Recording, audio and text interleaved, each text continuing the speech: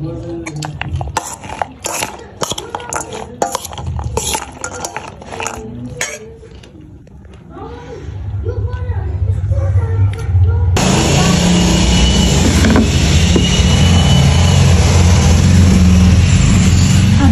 भएको कारणले चाहिँ बिहानै आएको मैले चाहिँ बिहानै खाना बनाएको थिएँ अनि यहाँनिर मिक्स सब्जीहरू छ निगुरो अनि बैगुन अनि च्याउ अनि बोडी यहाँनिर छ अचार छ है अचार छ मैले लास्टमा चाहिँ प्याज काटेर चाहिँ राखिराखेको आज चाहिँ बिहानै काम भएर चाहिँ छिट्टै उठेर खानाहरू बनाएको थिएँ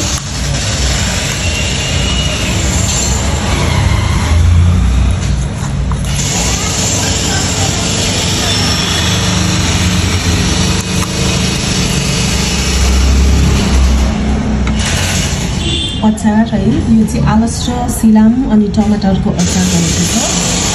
अनि यसमा मैले प्याज पनि एड गरेको छु यसमा लसुन पनि मैले पिसेको छु यो रहेको छ दही है अब यसमा टक्क पाराले दही हाल्छु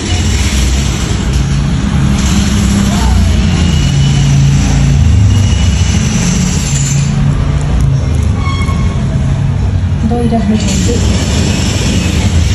पारिदिनु एउटा हातमा फुल एउटा हातमा दही के गर्नु र यस्तै हो घरिघरि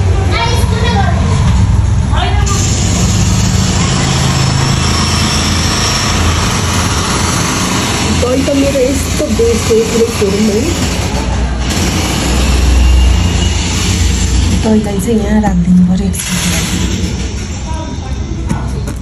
क्लाइन्टहरू आइपुग्नु भने त फेरि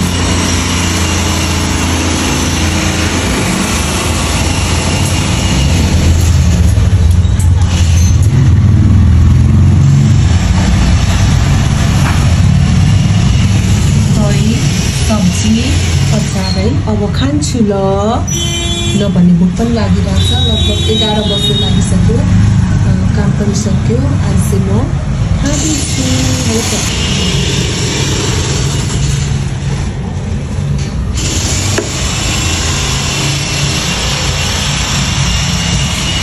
खाना लागेको आलरमै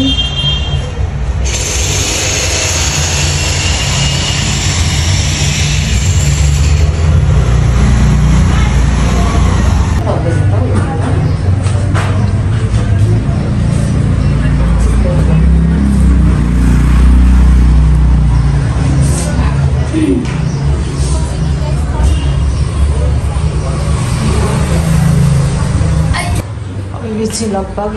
6 बज्न लागिसकेको छ है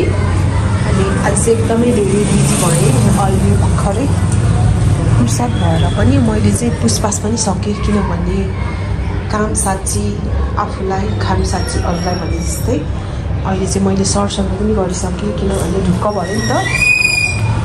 पुसपास सक्यो अब चटक चिटिक भोलि चाहिँ ऐनाहरू पुस्न बाँकी छ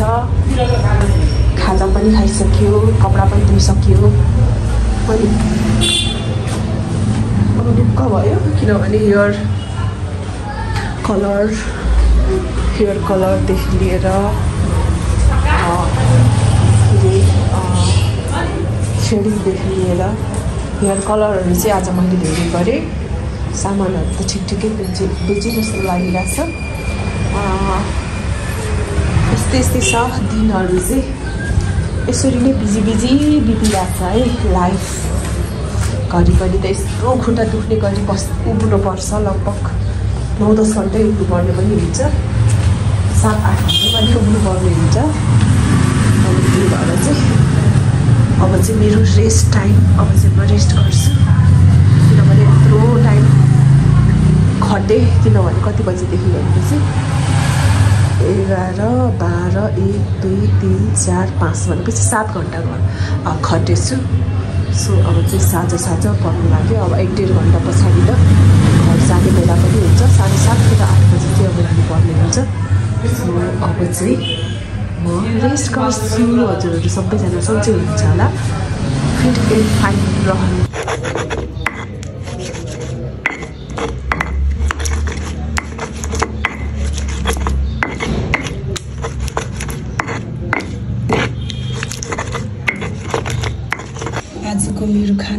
छ खानाभन्दा पनि विशेष गरी चाहिँ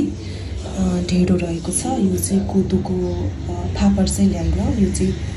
कोदोको ढेँडो हो हजुरहरूले देख्न सक्नुहुनेछ यहाँ रहेको छ मिक्स सब्जी यहाँ रहेको छ सिम्पल टमाटर र लसुनको पोलेको अचार अनि यहाँ रहेको छ यो चाहिँ डल्लेचो अनि मिक्स सब्जीहरू चाहिँ एड गरेको छु सो यहाँनिर हजुरहरूले देख्न सक्नुहुनेछ अप्ठ्यारो भए हातमा फोन भएर यस्तो राखेर खोल्नु पर्यो यो चाहिँ रहेको छ इलामबाट आएको घिउ एकदमै मिठो स्वादिष्ट घिउ छ अनि अब गएर कम खानु पर्यो गएर चाहिँ मजाले पार्लर सबै चाहिँ मैले हिजै गरेर आएको छु तर अब कामहरू आउँछ अनि दमादमी गर्नु पर्यो होइन बुक चाहिँ भएको छैन कतिखेर के हुन्छ थाहा हुँदैन नि त सो अब चाहिँ म घिउ राख्दैछु घिउ त मेरो एकदम बेस्ट फेभरेट हो तर पिनासको कारणले अलिकति बम गरेको र पनि केही छैन हिजो आज अलिकति दहीमै घिउहरू चाहिँ मजाले नै खाइरहेको छु यहाँ हजुरले देख्न सक्नुहुनेछ घिउ पनि मैले निकालिसकेँ सब्जी अचार यो रहेको छ मैले बिहान चाहिँ खरबुजा खाइसकेँ पानी अनि खरबुजा खाइसकेपछिको मेरो डिनर हो ब्रेकफास्ट डिनर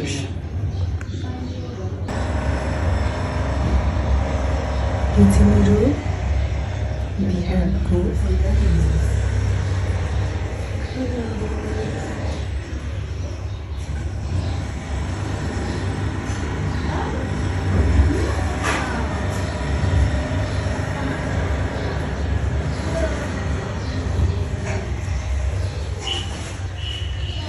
अहिले चाहिँ उहाँको चाहिँ हेयरमा चाहिँ हामीले स्याम्पू एप्लाई गरिसकेका छौँ तपाईँ अचानक चाहिँ तर फेस निकालेको छुइनँ ल कपाल मात्र निकालिरहेको मैले भिडियो गर्छु कि नभनिहालेँ सरी अनि यहाँनिर चाहिँ उहाँको चाहिँ एकदमै धेरै हेयर चाहिँ कर्ली छ है कर्ली छ अब चाहिँ लगभग 2:30 नै हुन लाग्यो जस्तो लाग्यो कति बज्यो नि 2:30 अनि यो चाहिँ हाम्रो टाइम हो किनभने हामी चाहिँ डु नट चिया खानु खाऊ अनि मात्र यहाँ चाहिँ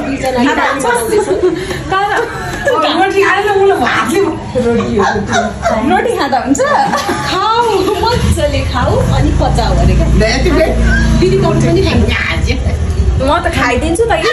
अब यति नेलले मलाई खानालाई पुग्छ जस्तो लाग्छ तपाईँलाई फेरि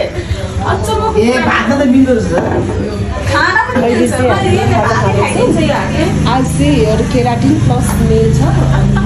हुनुहुन्छ खानु सबैजनाले उहाँ आउनुहुन्छ अनि उहाँको भाग हुन्छ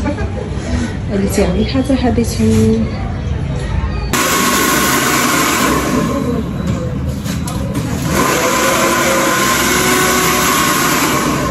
ब्युटी इन पेन भन्छ नि सायद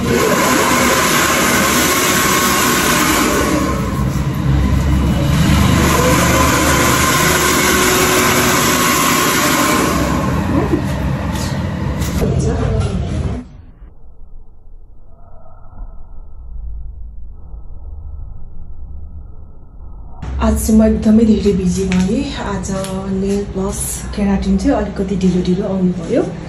त्यति चाहिँ म सफल भयौँ भनौँ न अनि अहिले चाहिँ लगभग 9:30 नै हुन लागिसक्यो होला अब चाहिँ म धेरै बोल्दिनँ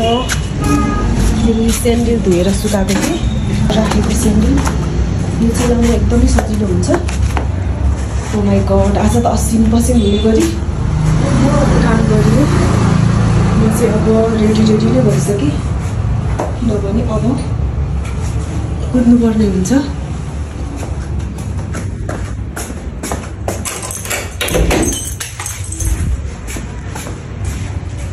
ओएमजी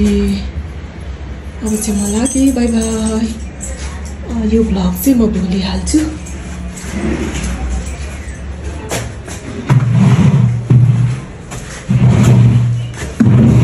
अलिकति ढिलो आएको कारणले चाहिँ अलिकति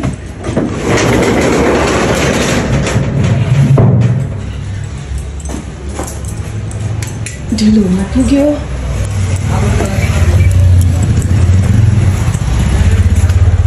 बाहिर छुट्टी छ त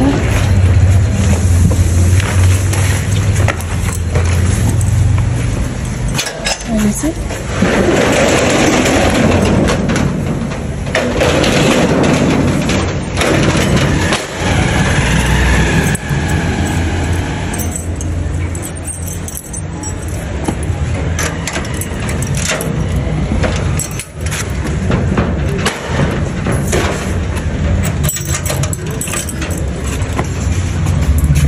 आज लास्टै भयो। ढुलो चिया त दिउँसो खाइयो है, तर ढुलो चियाले मात्र कहाँ हुँदो रहेछ त, अरू बेला टन्न खाने बानी भएर। अब गाडी चाहिँ पाइन्छ पाइँदैन जाँदैछु। बिहानको ढेँडो अनि अचार अनि यो अन्डा चाहिँ मैले अहिले उसिनेको अनि करेन्ट अन्डा बनाएको। लगभग 9:30 बजे काम सक्यो भनेपछि बिहान बनाएको पनि ठिकै भएछ, किनभने बनाउन टाइम लाग्थ्यो नि त, अनि बिहानै उब्रेको थियो अनि मलाई चाहिँ सजिलो भयो। अब चाहिँ खान्छु ल दिनभरि, अब त्यस्तो खाजा पनि खान पाइएन, त्यही भएर अब चाहिँ खाएँ ल। हेलो एभ्रिवान, अहिले चाहिँ म पसल आइसकेँ। ओ आमा यो मरी कान्छी भन्छु त ए अघि आउनु भएको थियो होइन अहिले के थ्रेडिङ गर्थ्यो मामा? यो क्या कपाल छोटाइदिन्छ कि भनेर नकाट्नु आमा, यतिकै ठिक छ, नकाट्नु छोटो पनि नकाट्नु, सुहाउँदैन, फेरि बाजे भन्छ, हजुरबा भन्छ। हजुरबा भने के हाल्छ त? ठिक छ नकाट्नु आमा, नकाट्नु है, नकाट्नु। र यति राम्री आमा कपाल काट्यो भने त मुडुल्ला हुन्छ। होइन कपाल काट तपाईँको त यत्रो वर्षमा पनि यस्तो कपाल छ, मान्छेको हुँदैन। मैले चाहिँ अब यत्तिकै राम्रो देखिनुहुन्छ कटिङ नगर्नु भनेर चाहिँ मलाई चाहिँ 2 चोटि भनिसक्नु भएको थियो आमाले। अनि मैले अस्ति नै हुन्छ आमा अब काट्देऊ न, मलाई धुन कस्तो गाह्रो हुन्छ भनिराख्नु भएको थियो नि त। अनि पाट्नु आमा, बरु म स्याम्पू दिन्छु भनेको थिएँ, र पनि मान्नु भएन क्या। काट्दे कपाल गर्नु हुन्छ मलाई भन्नुहुन्छ। हुन त बिचरा बुढाबुढी भइसकेपछि यत्रो कपाललाई पनि त गरौँ लाग्दो रहेछ नि आमा।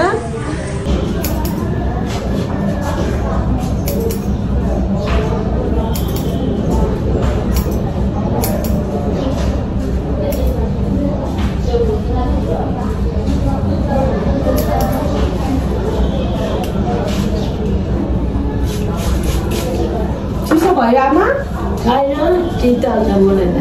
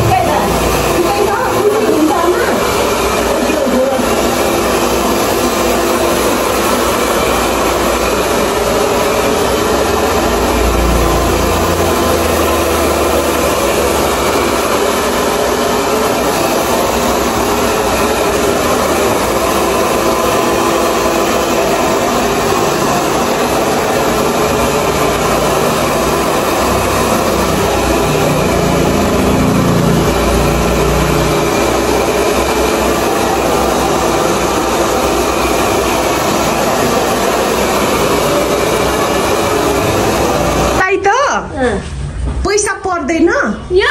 आशीर्वाद मात्र दिनुस्। तँलाई रोग नलाग त्यति। धन्यवाद आमा, मलाई तपाईँको पैसा चाहिँदैन। तँलाई रोग नलाग्यो त्यतिका जिन्दगानी मान्छेलाई हाइहाइमा जान्छ त्यति हो। मलाई तपाईँको पैसा चाहिँदैन, बिचरा कति दुःख गरेर तपाईँ पनि कमाउनुहुन्छ होइन। मलाई आशीर्वाद भइपुग्यो है आमा। ल ल खुसी हुनुभयो? खुसी भाइ, खुसी हुनुभयो है। बिचरा कपाल कति गरम हुन्छ, काट्नु भनिराख्नु भएको थियो। अनि मैले नुहाएर पठाइदिएँ ओ। अनि बसेर नुहाउँदा कस्तो भयो डर डर लाग्यो आमा ल ल ल ल माम खानु भयो छैन अब जान्छु ल खुसी हुनुभयो खुसी भयो ल ल आमा खुसी भयो छोरी खुसी भयो ल ल आमा लाटिङ जस्तो भयो है टाउको होइन राम्ररी देख्नु भएको छ नि गाह्रो हुन्छ धुन सक्नुहुन्न बाट्नु हो सक्नुहुन्न भने हल्का भयो आमा हल्का भयो ल ल ल ल हस् कति कपाल आएछ हुन्छ आमा हस् हस्